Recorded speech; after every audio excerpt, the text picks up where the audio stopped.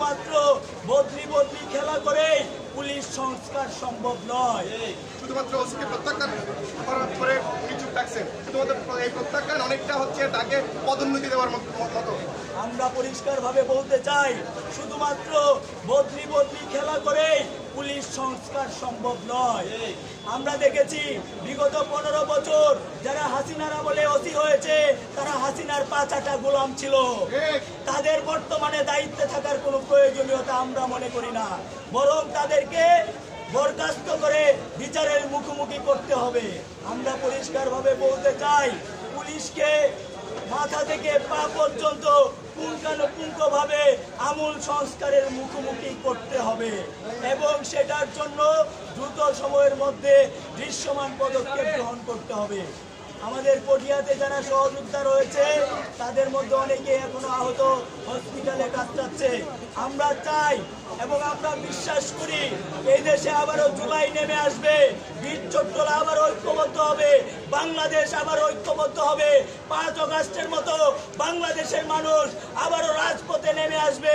তারা পুলিশের সংস্কার চাইবে, তারা তাদের ভাইদের খুনিদের বিচার চাইবে, তারা মা হারা যারা যেই মা তার সন্তানকে হারিয়েছে সেই সন্তান হত্যার বিচার চাইবে।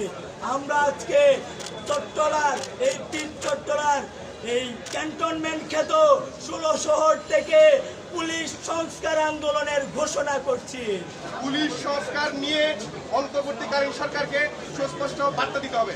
সমস্ত বিষয় নিয়ে ডিআইজি মহোদয় আমাদেরকে ডেকেছেন, তার পরিপ্রেক্ষিতে তার সাথে কথা বলেছি।